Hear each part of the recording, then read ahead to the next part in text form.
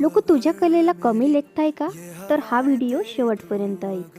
आज ही मेहंदी साधी वाटत असेल, डिझाईन छोटीही असतील, व्ह्यूज कमीही असतील, पण एक लक्षात ठेव, प्रत्येक मोठा आर्टिस्ट एक एक रेष काढूनच घडतो.